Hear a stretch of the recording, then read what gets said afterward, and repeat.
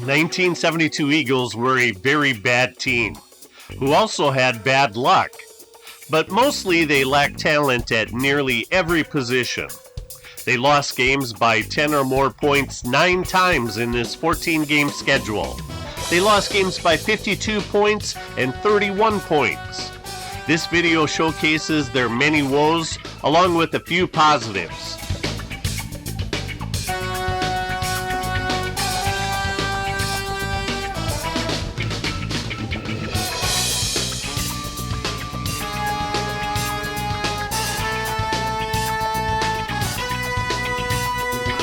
The Philly faithful had their fill of losing in 1972, with 11 losses, 1 tie, and only 2 wins, by a total of only 2 points. The Eagles scored the fewest points in the league, an average of only 10.4 per game, and they allowed the 5th most points per game, 25.1. The Eagles were the laughing stock of the league.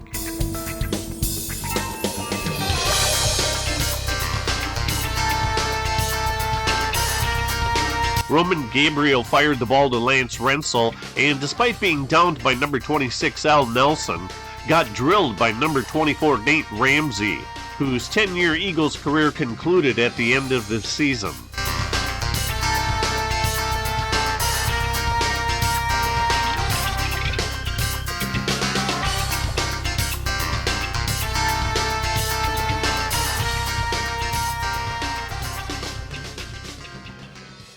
Head coach Ed Kayat was in his second season with the Eagles. He was hired by owner Leonard Toews, who had spent a large chunk of his trucking business 3 years prior in order to buy the team. General manager Pete Retzlaff, Toews, and Kayat joined forces in hopes of an improvement to their 1971 record of 6 wins, 7 losses, and 1 tie, but it was not to be. Kayat was a starting defensive tackle on the Eagles' 1960 NFL championship team, the only team to hand Packers head coach Vince Lombardi a playoff loss. The team's offensive coordinator was Hall of Fame offensive end Tom Fears. His 1950 Rams team holds the highest average points per game record in NFL history, 38.8. Fears led the NFL in receptions each of his first 3 years in the league. An 11th round draft pick in 1945 by the Cleveland Rams, he didn't start pro ball until 1948 when he led the NFL with 51 catches, despite only starting 1 game as a 26-year-old rookie. In 1967, Fears became the New Orleans Saints' first head coach, a title that he held through 1970. Defensive coordinator Walt Michaels was a linebacker for 12 professional seasons and made 5 straight NFL All-Star games. He was the Jets head coach from 1977 through 1982. In Week 1 at Dallas, Ben Hawkins ran a long way for only 3 yards.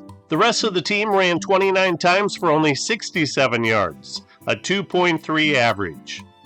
30-year-old Pete Lisk started 7 games in 1972, his last NFL season. He threw 7 interceptions, 3 touchdowns, and only 973 yards for the season.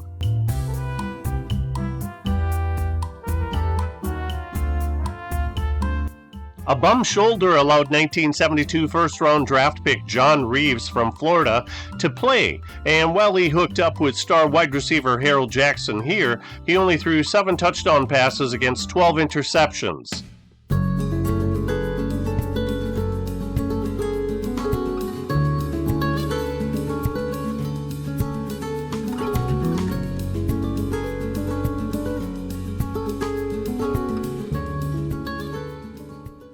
Quarterback Craig Morton led the Cowboys to an easy 28-6 win with passes to rookie running back Robert Newhouse and 4th-year wide receiver Ron Sellers.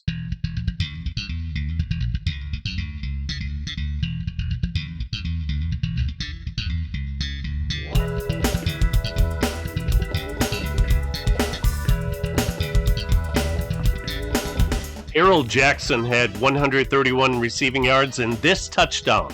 And John Reeves demonstrated grace under pressure on this play, even though his 14.5 sack percentage was the worst in the NFL at year end. He ranked 19th out of 24 passer rating qualifiers, which indicated that there was a lot of room for improvement. His 23 rushing yards on the day led the Eagles.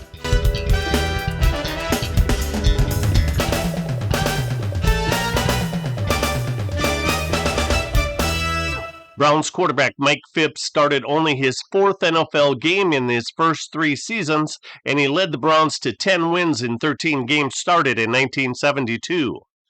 The Browns won 27-17 despite another interception by free safety Bill Bradley.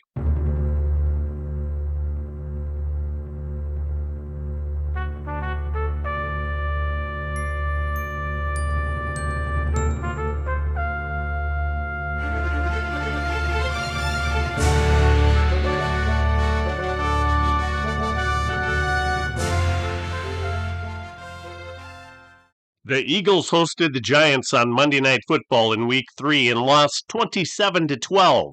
The Eagles gained 394 yards to the Giants' 321, but Giants star running back Ron Johnson was the difference maker. His 41 scrimmage touches translated to 184 yards and 4 touchdowns. The Eagles played the Redskins to a scoreless first half.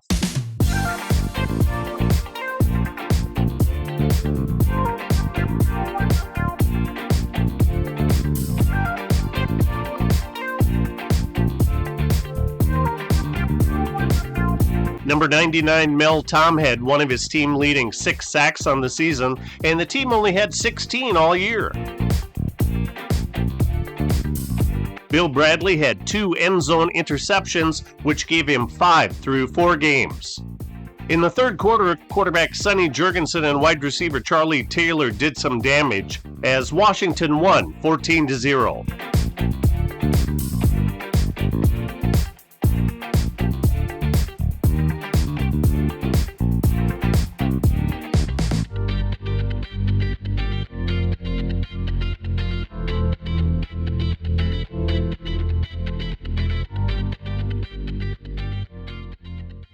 The no-win 4-loss Eagles welcomed the Rams, who blew them out 34-3.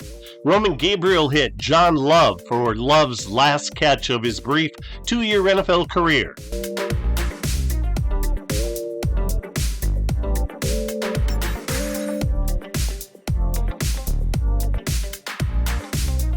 Meanwhile, number 45 Jim Bertelsen scored his first rushing touchdown of his 5-year career. Free safety Jim Nettles picked off this pass from his former team, for whom he played from 1965 through 1968. Nettles said after the game, "The Eagles have problems, and I'm glad I'm not playing here anymore."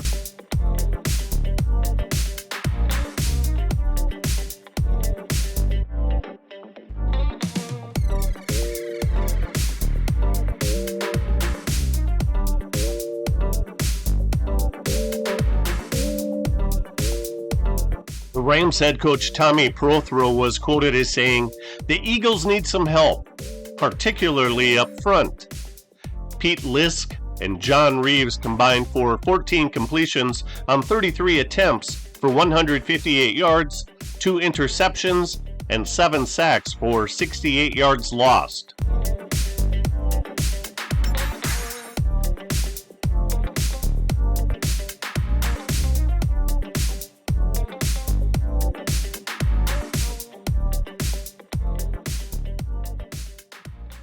At Arrowhead Stadium in Kansas City, the Eagles won their first game, 21-20. Ed Podolak rushed 12 times for only 9 yards, as the Eagles allowed only 92 rushing yards on 32 rushes. In Week 7, the Eagles played the Saints, and the Saints defense didn't allow a touchdown in a game for the first time in team history, dating to 1967.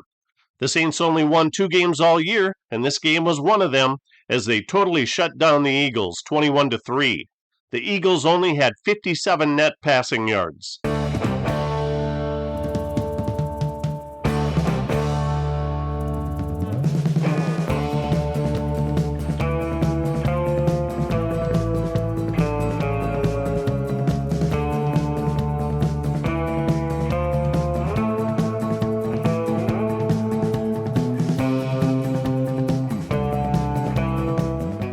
In Week 8, the Cardinals started rookie quarterback Tim Van Gelder for the 5th time. It was also the last time in which he played in the NFL. He only had 82 net passing yards and was intercepted twice. But all the Eagles could muster was a 6-6 tie, even though number 28 Bill Bradley had as many catches as the leading Cardinals receiver.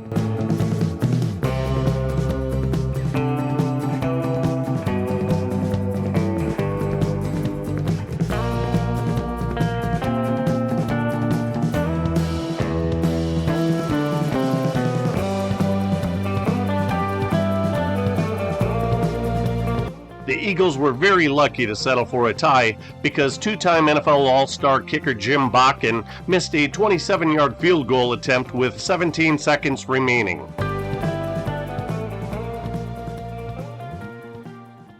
The Eagles were forced to pass, as usual, since they only generated 99 rushing yards on 38 carries.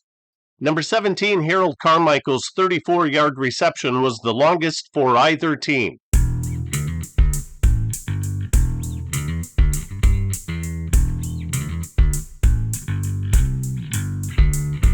Even though Al Nelson's 76-yard kickoff return put the Eagles in great field position, they had to settle on a Tom Dempsey field goal.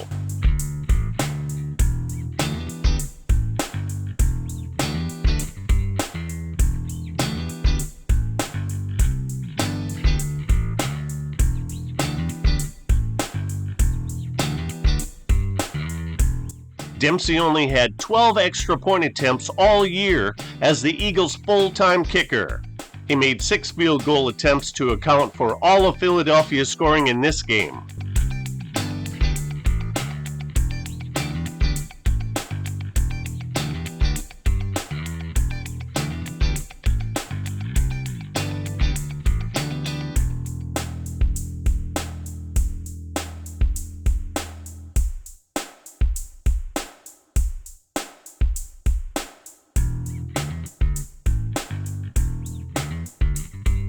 With 16 seconds remaining in the game, Skip Butler's 43-yard field goal attempt was wide left, and the Eagles won 18-17. The Oilers only won one game all year.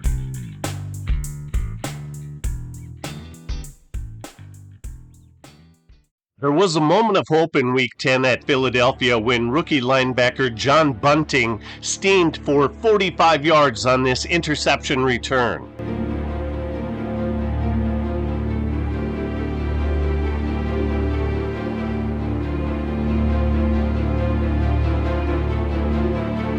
The hope was short-lived.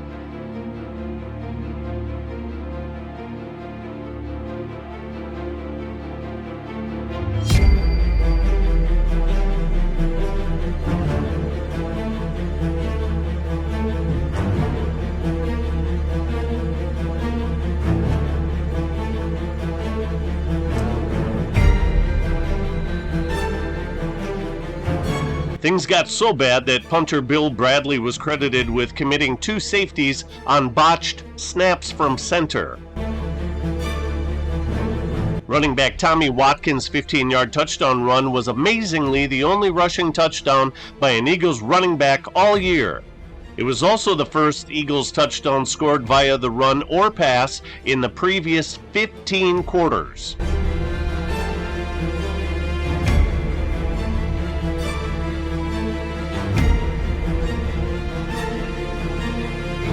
Eagles quarterbacks were sacked 9 times and only accounted for 6 net passing yards.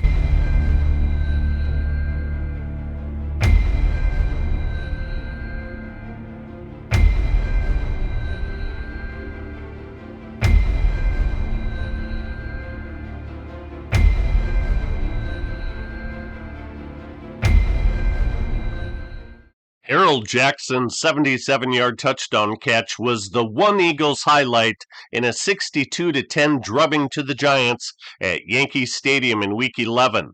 Philadelphia only had 8 first downs and rushed for 38 yards on 15 carries.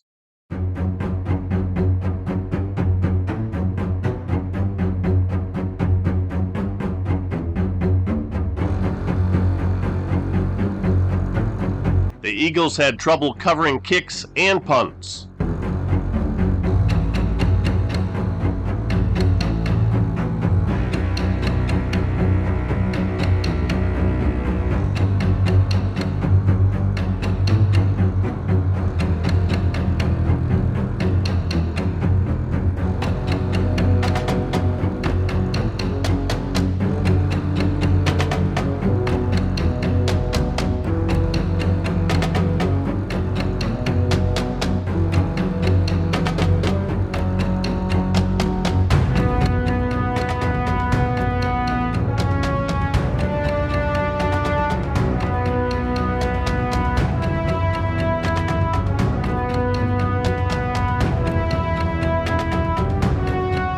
Philly fans made their intentions known in Week 12, as again the Eagles' running game was abysmal.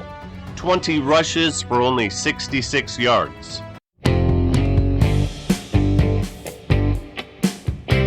The only bright spot was future Hall of Fame wide receiver Harold Carmichael's first NFL touchdown.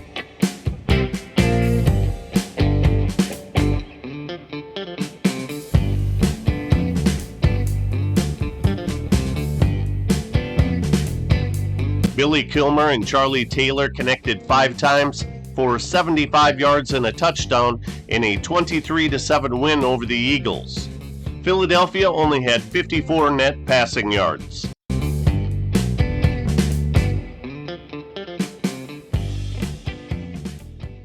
Eagles fans had high hopes for 1973, but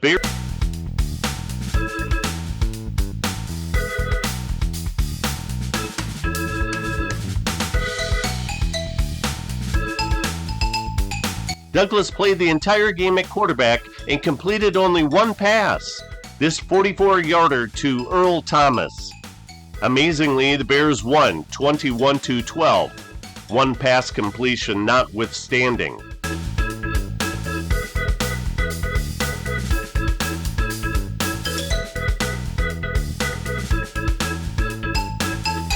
Thirteen-year veteran Bobby Joe Green was tackled by Al Coleman for a safety.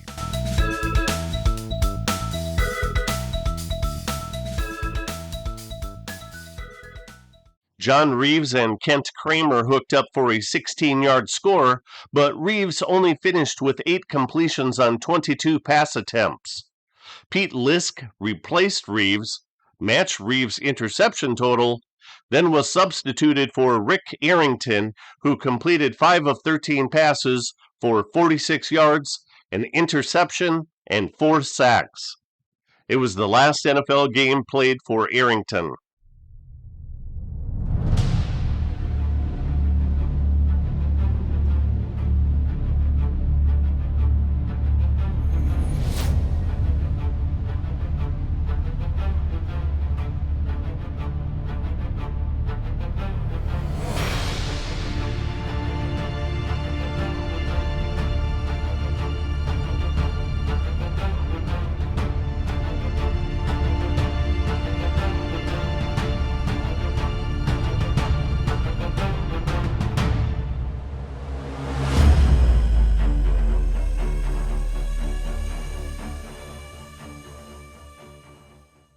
The Eagles ranked as the 3rd lowest rushing yardage team in 1972. Only 5 times did their weekly leading rusher gain more than 50 yards, and in 5 games their leading ball carrier gained less than 30 yards. The 1972 Eagles set a then 14-game record for the fewest points scored in a season.